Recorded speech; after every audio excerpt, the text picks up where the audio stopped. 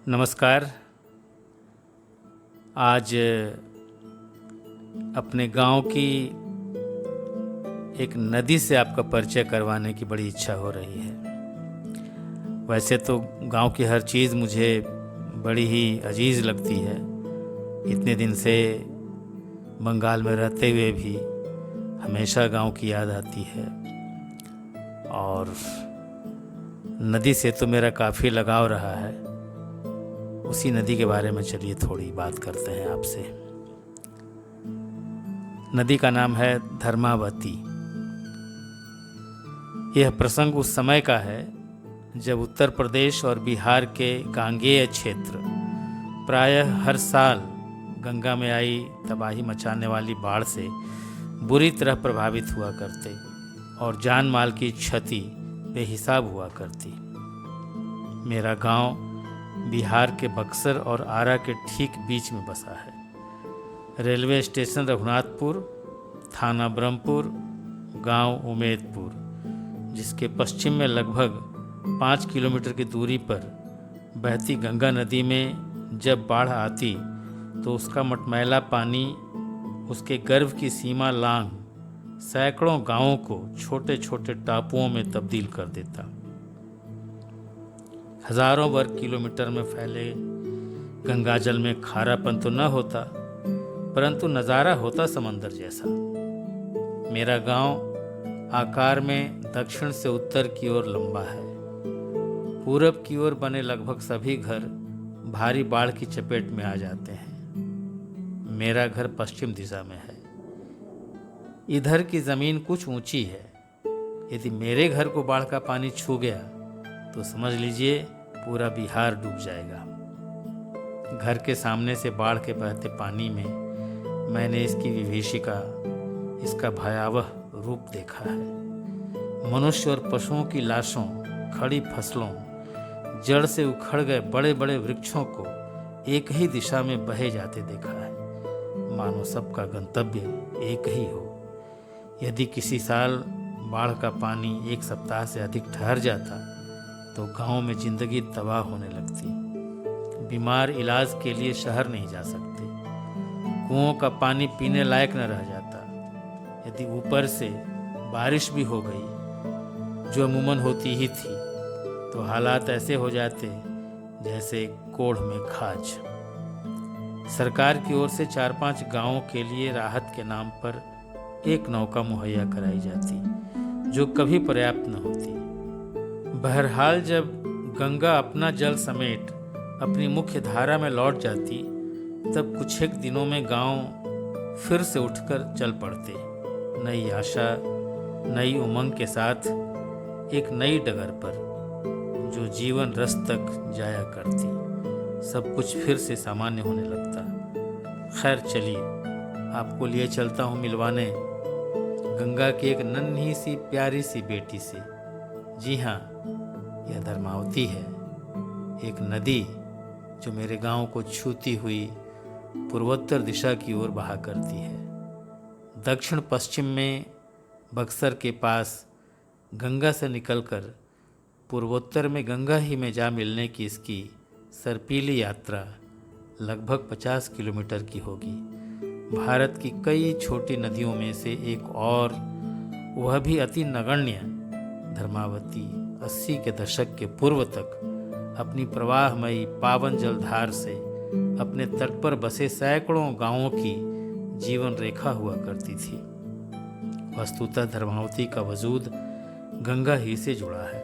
यदि गंगा में आई बाढ़ का पानी मुहाने से होता नदी में चढ़े तो यह पूरी तरह भरकर प्रलयंकारी बाढ़ में अपना योगदान करती। अपनी माता के प्रति कृतज्ञता ज्ञापित करती हुई मानो कहती, हे माँ गंगे, तू है तो मैं हूँ, अन्यथा मेरा अस्तित्व ही क्या है। बाढ़ का पानी उतरने पर गंगा से अपना हाथ छुड़ाती, यह भी अपने सामान्य फैलाव के साथ शांत होकर तटवासियों का एक बार फिर से अभिनंदन करने लगती। मैंने देखा है, शहरों में गंगा या अन्य नदियों के घाट पर औरत मर्द एक ही साथ स्नान करते हैं, परंतु धर्मावती गांवों से होकर गुजरने वाली पावन सलीला है। इसके घाट औरतों के लिए अलग, मर्दों के लिए अलग होते। मुख्य घाटों से थोड़ा अलग हटकर किसान अपने मवेशियों को भी इसी में नहलाया करते। मेरे गांव की औरतें स्नान करने के बाद अपने साथ लाई कलशी या बाल्टी में नदी का जल दाल पकाने के लिए घर ले जाया करती। आसपास के गांवों के बारे में तो नहीं कह सकता, परंतु मेरे गांव में ऐसे कुएं बहुत कम थे जिनके पानी से दाल गलती थी। धर्मावती के मीठे पानी के बिना गांव में किसी की रसोई का काम न चलता। यह पावन गंगा पुत्री जब तक अपनी माता से पोषित व प्लावित हुई, तब तक इसकी जवानी उफान पर रही। एक साल गर्मी की छुट्टियों में मैं मुंगेर से गांव गया हुआ था। गंगा में आई बाढ़ के कारण धर्मावती का यौवन कुलाचे मार रहा था। लगभग 30 मीटर के विस्तार वाली नदी का पाट 70 मीटर से अधिक चौड़ा हो गया था और धार का वेग भी कई गुना बढ़ चुका था। दोपहर का वक्त, पता नहीं क्या सूझा कि मैं यार दोस्तों को साथ लिए बिना अकेले ही नदी किनारे जा खड़ा हुआ। 70 मीटर चौड़े पाट को पार करने की तीव्र इच्छा ने मुझे नदी में उछाल दिया। मैं अच्छा तैराक आज भी नहीं हूँ, परंतु ऐसा भी नहीं कि पानी में गिरते ही डूब जाऊं। बैक स्ट्रोक लगाना मुझे आसान लगता है। उसी के सहारे मैं उस पार चला तो गया, परंतु तेज प्रवाह ने मुझे सामने वाले किनारे से लगभग 50 मीटर दूर बहा दिया। मैं निढाल हो चुका था। ऊर्जा का एक एक कतरा खप चुका था। मैं एक खेत की मेड़ पर लेट गया और 1 घंटे तक बेसुध पड़ा रहा। ऐसे फालतू के दुस्साहस के लिए अपने आप पर क्रोध भी आ रहा था। इस पार या अपनी ओर कोई न दिखा। दोबारा जोखिम उठाने में डूब जाने का डर था। काफ़ी देर के बाद संयोगवश नहीं बल्कि सौभाग्यवश मेरे गांव के गजाधर चाचा स्नान करने उस पार नदी घाट पर आए। वे इस पार मुझे देख चिल्लाए, अरे ये बाढ़ में वो पार जाके का करता रिस। मैंने कहा, चाचा पमहर के पार तो आ गइल बानी, बाकी अब वापस पहुंचे के हिम्मत नइखे होत। उन्होंने हंसते हुए कहा, अच्छा रुक रुक आवतानी। अपनी धोती को लंगोट बना चाचा पानी में कूद पड़े और तेज धार काटते थोड़े तिरछे परंतु आराम से मेरी ओर तैर आए। गजाधर चाचा अच्छे तैराक थे। थोड़ा सुस्ताने के बाद बोले, हम पौरब तो तू हमार कान धैले रही है, हो सके तो गते गते गोड़ से पानी काटत रही है। इस तरह गजाधर चाचा ने मेरा उद्धार किया। पड़ोस में यह घटना कुछ दिनों तक चर्चा का विषय बनी रही। माँ ने पहली बार कुएं की डोर से जम के मेरी पिटाई की। बाढ़ से उफनती नदी में मैंने फिर कभी न कूदने की कसम खाई। अब धर्मावती अपने उफान पर बहुत कम हुआ करती है, क्योंकि बांध बन जाने के कारण गंगा ने अपना मुंह हमारे इलाके से फेर लिया है। धर्मावती भी अब लगभग सूख चली है।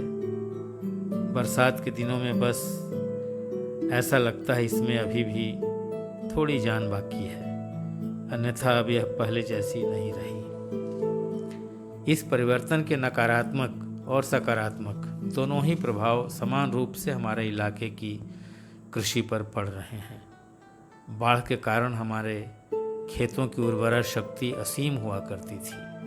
यदि खरीफ की फसल किसी साल नष्ट हो भी जाती तो रबी की बम्पर पैदावार से भरपाई हो जाती। आज हमारे यहाँ रासायनिक खाद के बिना कोई भी फसल उगाना कठिन हो गया है।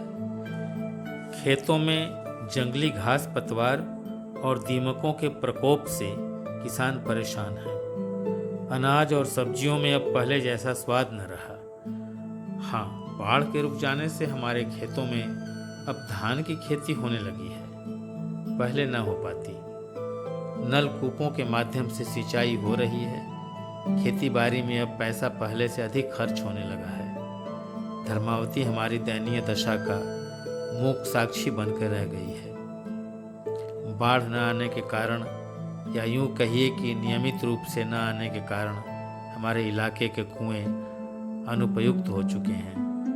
कितने तो सूख भी गए हैं। गाँव में पेयजल की समस्या दिन ब दिन बढ़ती जा रही है। प्रगति की दौड़ में गाँवों की गलियां, नालियां और सड़कें पक्की हो गई हैं।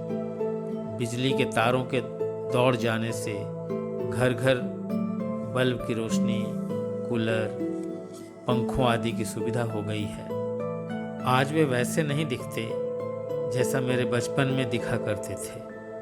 अब वहाँ की मिट्टी से वह सोंधी महक हवा में नहीं उड़ती।